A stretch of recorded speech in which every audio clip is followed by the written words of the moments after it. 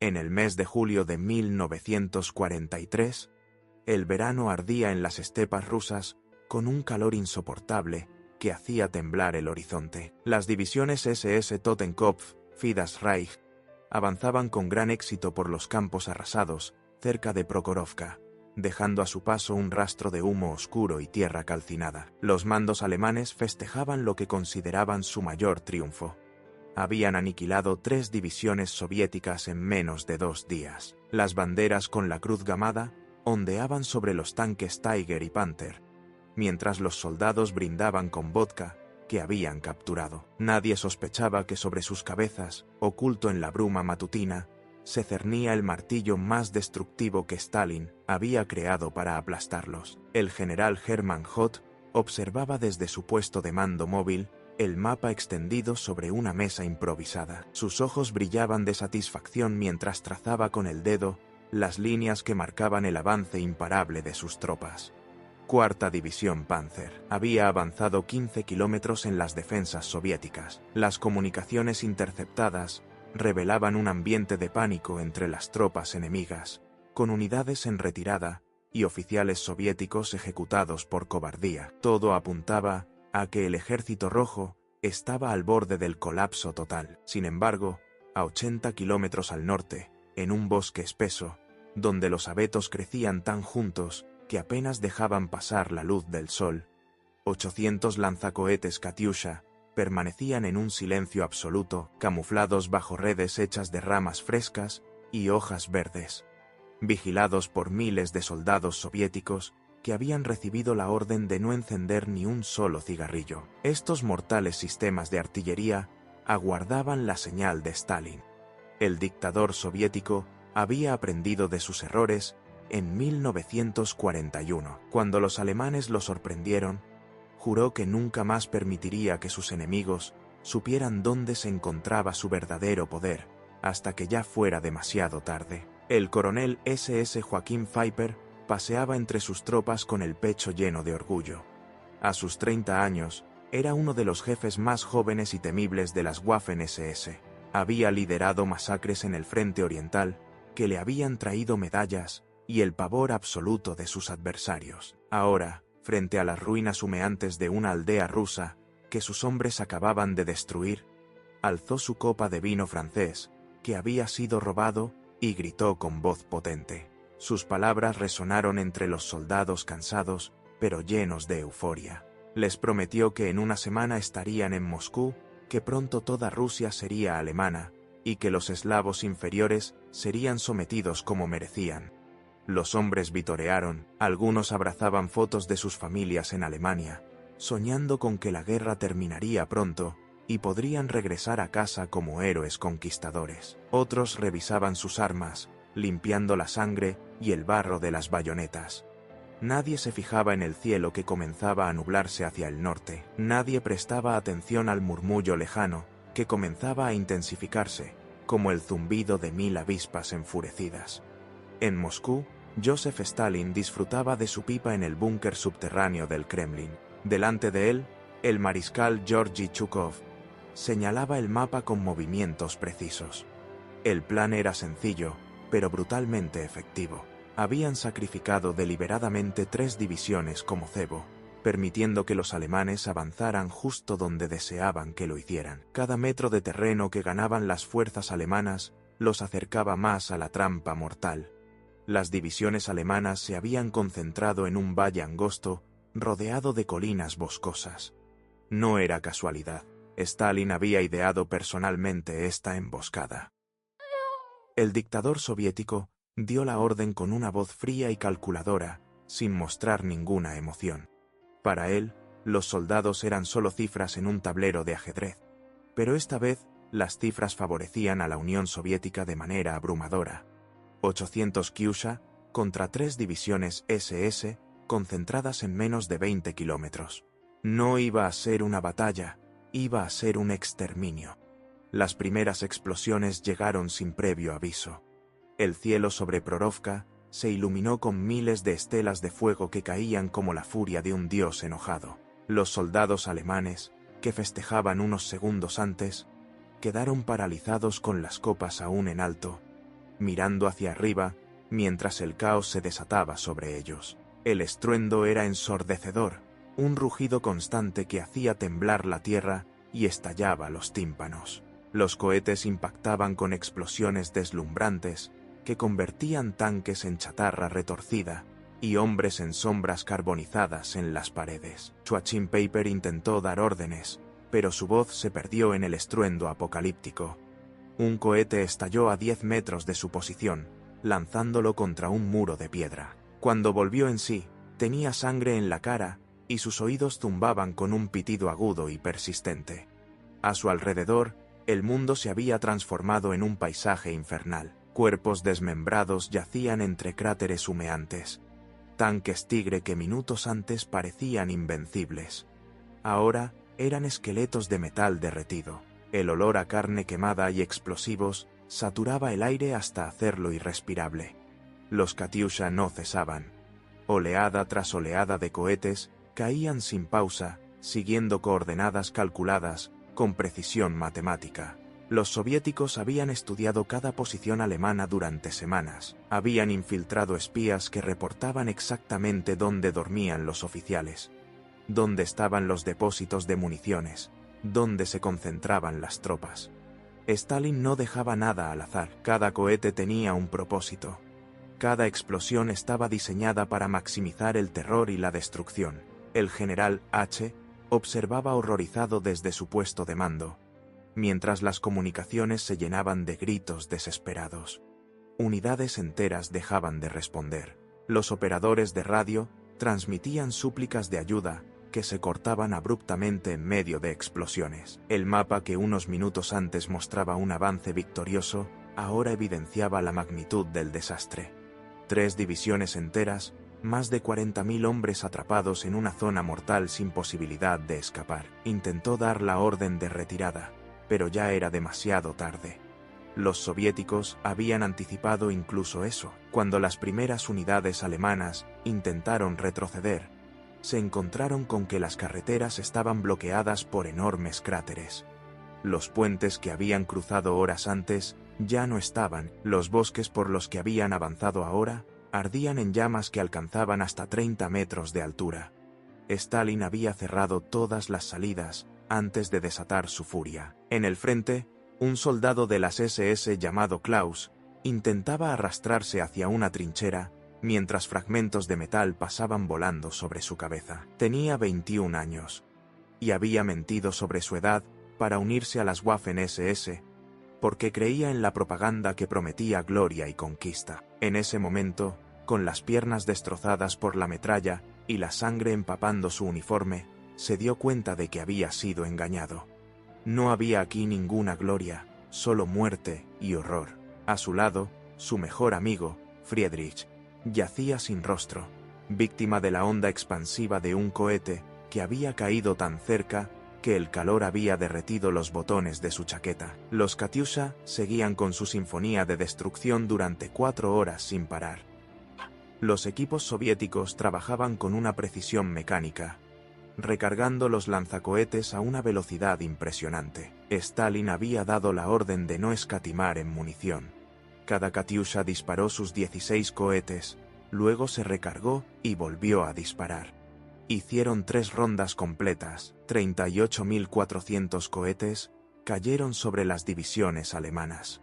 En ese valle maldito, la tierra misma parecía temblar bajo el bombardeo implacable. Cuando finalmente se detuvo el fuego, un silencio antinatural se apoderó del campo de batalla.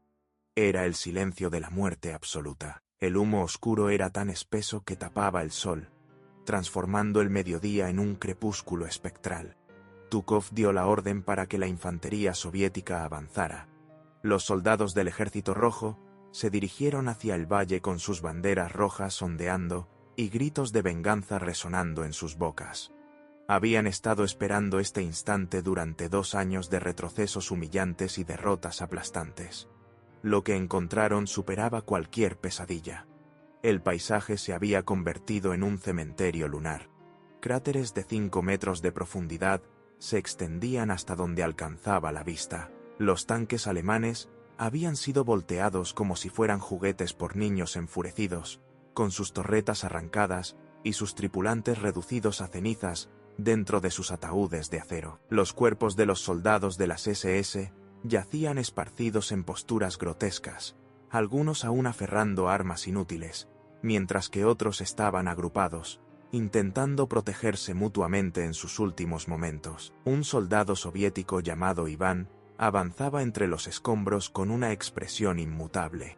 Su pueblo había sido incendiado por las SS en 1941. Su madre y sus hermanas habían sido violadas y asesinadas ante sus ojos, antes de que pudiera huir y unirse al Ejército Rojo. Durante 2 años, había anhelado este instante de venganza, pero ahora que lo presenciaba, sentía un extraño vacío en el corazón. No había satisfacción en esta masacre, solo más muertes que se sumaban a una montaña ya insoportable de dolor.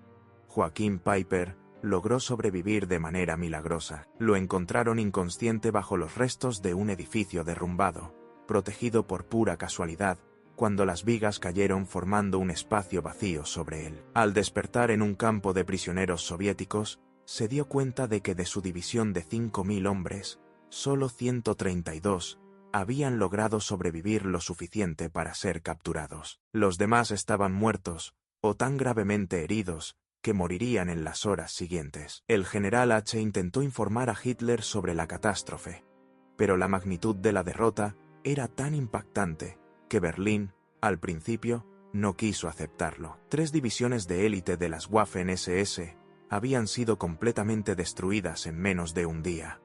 Era algo increíble. Sin embargo, cuando llegaron los informes de reconocimiento aéreo, con imágenes del valle arrasado, el alto mando alemán quedó atónito. La Wehrmacht había perdido más soldados en Prokhorovka que en cualquier otro día de la contienda. Hasta ese instante, Stalin festejó la victoria en privado con Zhukov. El mariscal esperaba recibir algún tipo de reconocimiento, pero el dictador simplemente asintió y encendió su pipa. Para Stalin, esto era solo el principio. La trampa de Prokhorovka había demostrado que los alemanes podían ser vencidos no solo defendiendo, sino también atacando con astucia y una fuerza abrumadora. Había más planes en marcha, más emboscadas a la espera, más sangre alemana que derramar, hasta que la esvástica fuera arrancada del suelo ruso. En los días posteriores, grupos de limpieza soviéticos se pusieron a trabajar para recuperar los cuerpos y enterrarlos en fosas comunes. Los tanques que habían sido destruidos quedaron donde cayeron, como monumentos mudos a la derrota alemana.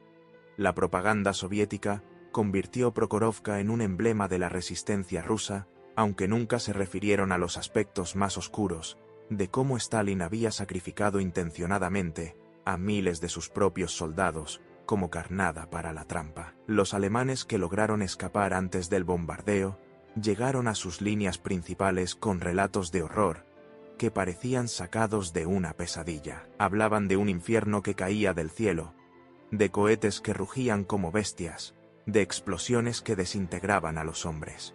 Algunos oficiales los acusaron de exagerar o de ser cobardes, pero cuando más refugiados llegaron con historias similares, la verdad se volvió innegable.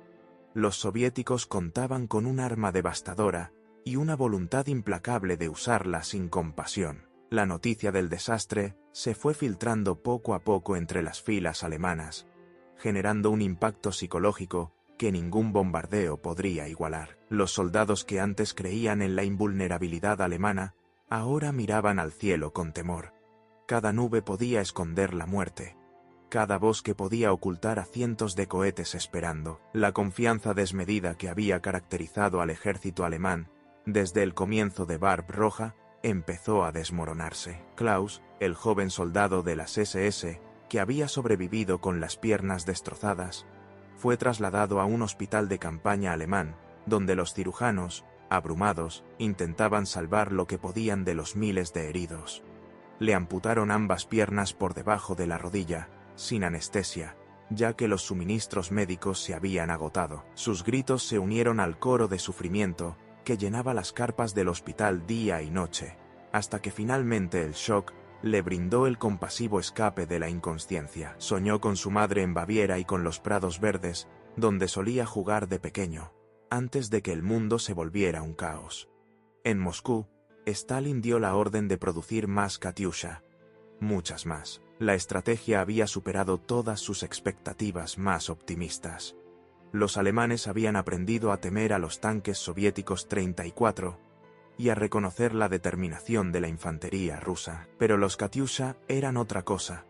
Eran el terror absoluto, la muerte anónima, que llegaba sin previo aviso y contra la que no había forma de defenderse. Stalin se dio cuenta de que esta arma no solo eliminaba cuerpos, sino que también quebrantaba espíritus. Chukov presentó planes para llevar a cabo operaciones similares a lo largo de todo el frente oriental. Habían detectado numerosos puntos donde las fuerzas alemanas se habían estirado demasiado o se habían concentrado en exceso.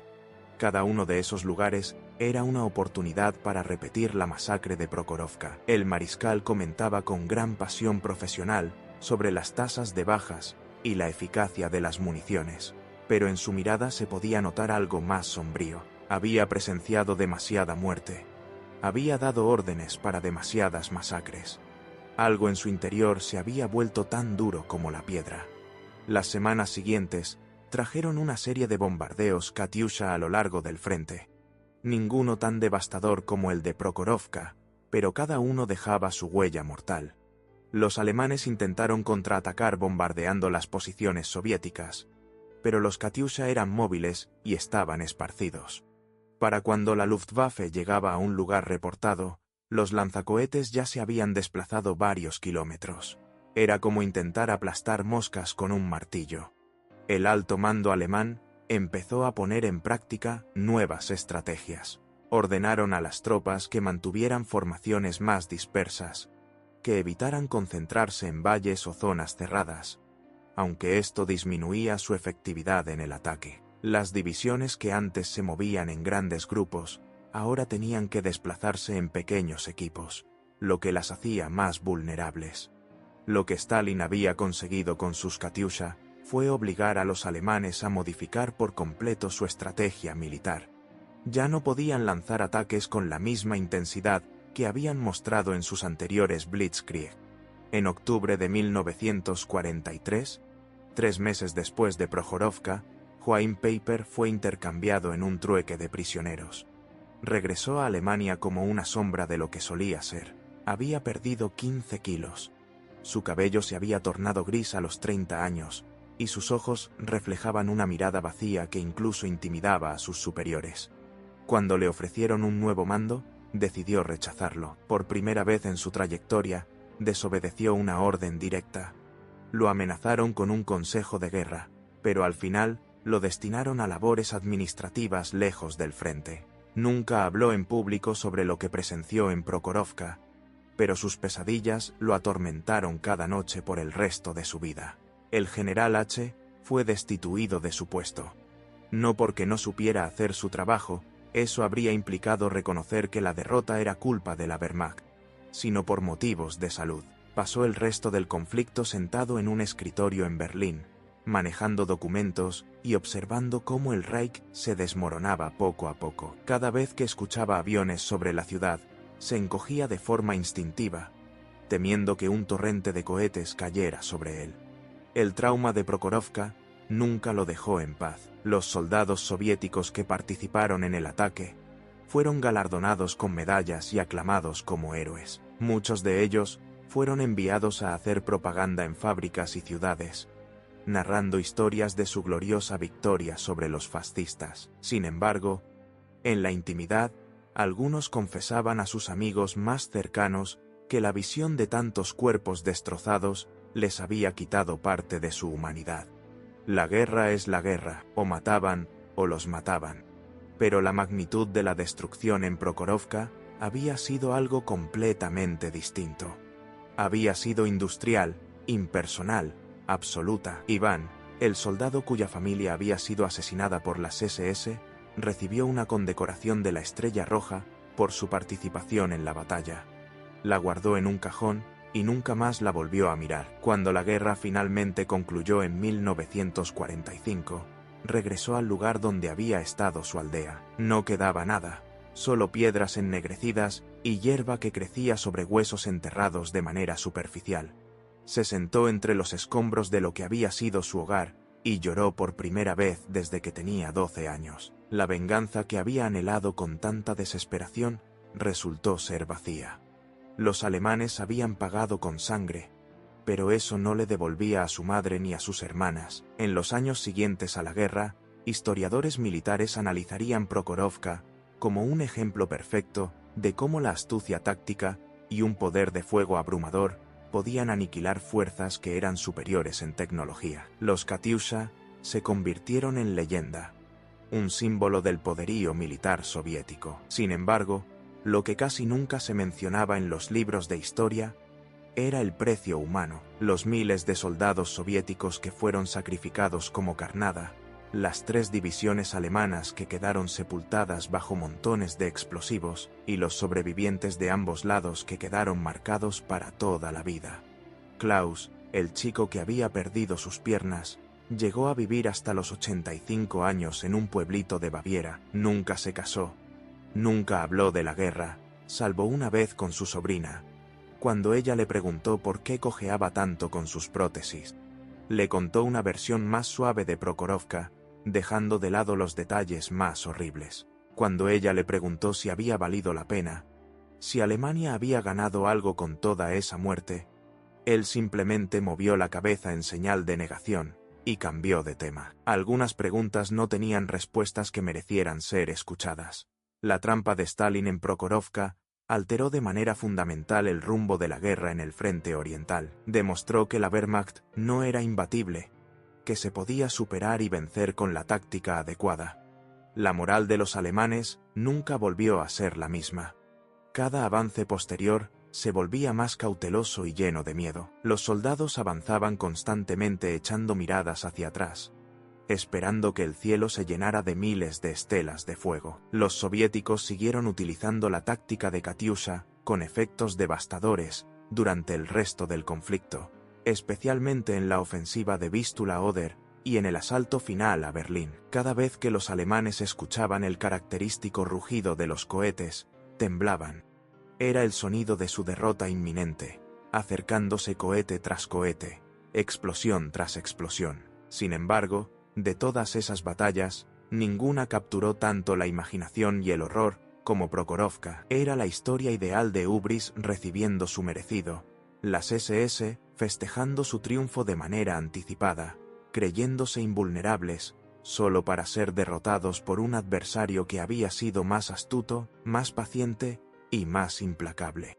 Stalin había estado jugando al ajedrez mientras ellos se entretenían con las damas, y el costo de su soberbia se había pagado con sangre y fuego. En los archivos soviéticos, documentos que se desclasificarían años después mostrarían la frialdad meticulosa con la que Stalin había diseñado la trampa. Desde el inicio, había sido consciente de que sacrificaría a miles de sus propios soldados. Los informes contenían cálculos precisos sobre cuántos soldados soviéticos perderían la vida en la fase de CEO, frente a cuántos alemanes caerían en la emboscada. La matemática era clara y despiadada. 3.000 soviéticos muertos a cambio de 40.000 alemanes era una victoria estratégica indiscutible. Que esos 3.000 tuvieran familias, sueños y vidas por delante, no importaba en absoluto para el dictador. Zhukov, en sus memorias escritas años después de la muerte de Stalin, reconocería que Prokhorovka lo había transformado. Había liderado numerosas batallas, y había dado la orden de muchos ataques suicidas, pero algo en la magnitud industrial de esa masacre en particular lo había afectado. Contó que en ocasiones se despertaba empapado en sudor, soñando que estaba en ese valle bajo los cohetes, sintiendo el calor de las explosiones y oyendo los gritos de decenas de miles de hombres que morían al mismo tiempo. Luego se daba cuenta de que él había estado a varios kilómetros de distancia, que había sido él quien había dado la orden, y eso, de alguna manera, lo hacía sentir aún peor. La batalla de Prokhorovka se convirtió en una leyenda exagerada y mitificada con el paso del tiempo. Algunos relatos soviéticos sostenían que 1 millón de soldados alemanes habían caído, lo cual era ridículo, pero funcionaba como propaganda. Algunos relatos provenientes de Alemania minimizaban las pérdidas, asegurando que solo unas pocas unidades habían sido sorprendidas, desestimando la magnitud real del desastre. La realidad, como suele suceder, se encontraba en un punto intermedio, oculta bajo montones de propaganda y negación. Lo que no se podía negar era el impacto psicológico. Después de Prokhorovka, los alemanes nunca volvieron a sentirse invulnerables en el frente oriental. Cada bosque se volvía sospechoso. Cada colina podía esconder la muerte. El miedo se fue infiltrando en sus filas, erosionando la disciplina y la moral. Los soldados empezaron a rendirse en mayor cantidad, prefiriendo la captura a enfrentarse a otro ataque de los Katyusha. Stalin aprovechó este temor con una propaganda implacable. Los altavoces soviéticos emitían grabaciones de los bombardeos de Katyusha hacia las líneas alemanas durante la noche. El estruendo de los cohetes, combinado con gritos grabados de hombres sufriendo, estaba diseñado específicamente para infundir terror. Y funcionaba. Los soldados alemanes que sintonizaban esas transmisiones empezaron a sufrir de pesadillas y de insomnio crónico. En Berlín, cuando Hitler recibió el informe completo sobre Prokhorovka, se desató en una de sus típicas rabietas. Acusó a Hoth de ser un cobarde, a la CSS de ser ineficaz y a sus generales de traicionar. Jamás aceptó que la derrota había sido consecuencia de una estrategia superior del enemigo. En su mente distorsionada, los alemanes eran los mejores y, por lo tanto, invencibles. Cualquier derrota debía ser atribuida a sabotajes o traiciones. Esta negación de la realidad aceleraría la caída definitiva del Reich. Los meses posteriores a Prokhorovka mostraron un cambio drástico en el rumbo de la guerra. Los soviéticos comenzaron a avanzar de forma constante hacia el oeste. Los alemanes, ahora siempre a la defensiva, luchaban con desesperación por mantener cada metro de terreno. Pero la iniciativa ya había cambiado de manos de manera irreversible. Stalin había demostrado que podía superar a Hitler tanto en astucia como en crueldad. Los veteranos de ambos lados que lograron sobrevivir hasta el final del conflicto llevaban las cicatrices de Prokhorovka de maneras distintas. Los alemanes cargaban con la vergüenza de la derrota y el trauma de la masacre. Por su parte, los soviéticos llevaban la culpa de los compañeros caídos y el peso de la carnicería que habían presenciado. Ninguno de los bandos salió psicológicamente ileso. En los campos de prisioneros alemanes tras la guerra, los sobrevivientes de Prokhorovka formaban un grupo particular. Se reconocían entre ellos por una mirada vacía en sus ojos y por cómo se sobresaltaban ante ruidos fuertes. Se agrupaban en pequeños círculos y hablaban en susurros sobre cosas que los demás prisioneros no podían entender. El infierno que habían vivido los había marcado de maneras que las palabras no podían describir adecuadamente. Klaus, ya en su etapa avanzada de la vida, finalmente decidió conversar con un historiador que estaba indagando sobre la batalla. Durante 3 días, en sesiones que a menudo lo llevaban a las lágrimas, relató cada pormenor que lograba recordar. El historiador quedó profundamente impactado por su testimonio. Años más tarde, al publicar su libro sobre Prokhorovka, incluyó advertencias sobre el contenido gráfico. Algunos críticos lo acusaron de exagerar, pero los veteranos que leyeron la obra confirmaron que, en realidad, el historiador había atenuado la cruda realidad. La lección de Prokhorovka fue asimilada por militares de diversas partes del mundo. La acumulación excesiva de tropas resultaba peligrosa. La soberbia podía ser mortal.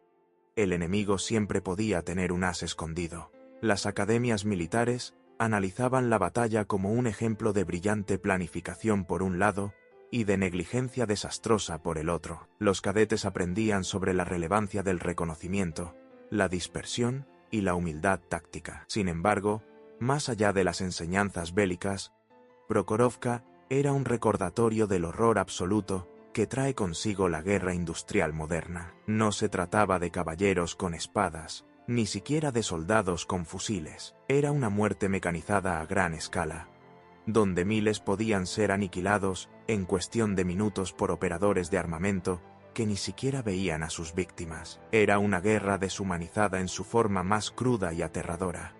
Iván, el soldado soviético que había anhelado venganza, terminó convirtiéndose en profesor en un pueblito cercano a Moscú. Enseñaba historia a niños que nunca habían vivido la guerra.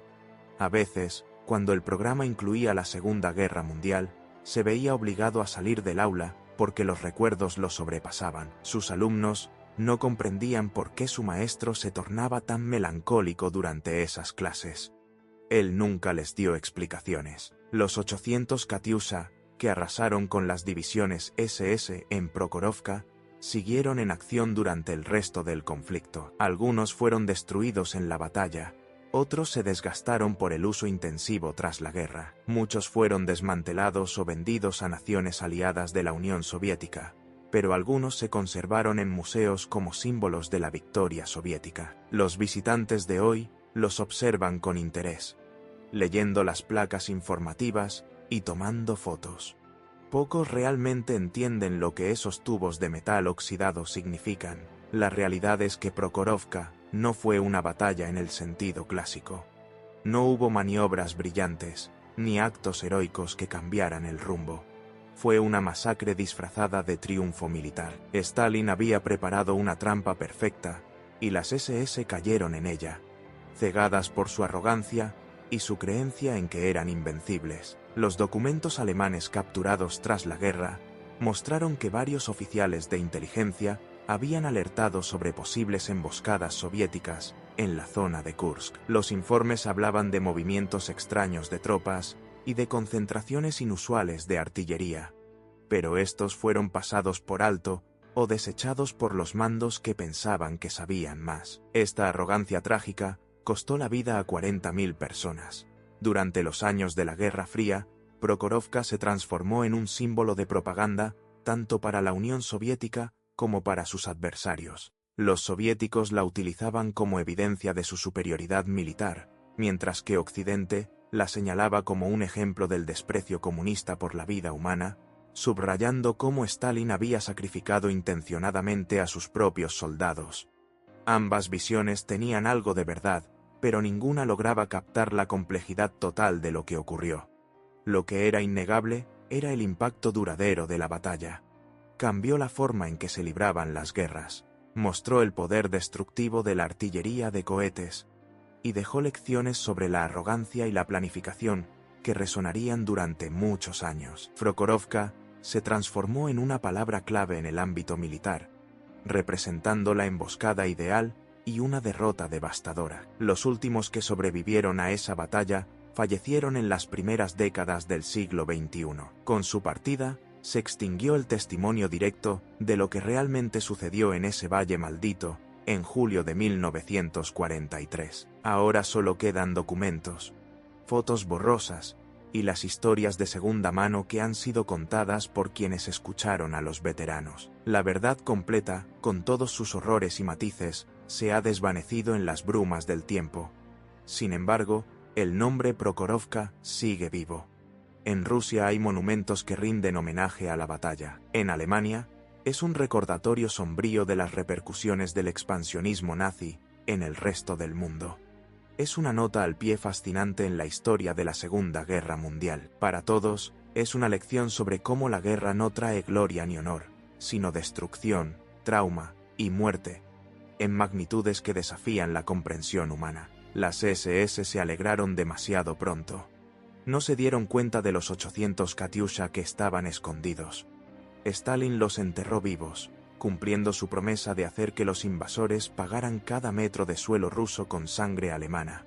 Y en ese valle cerca de Prokhorovka, bajo montones de tierra y años de historia, reposan los restos de miles de hombres que comprendieron demasiado tarde que la soberbia en la guerra se castiga de manera definitiva e implacable. M.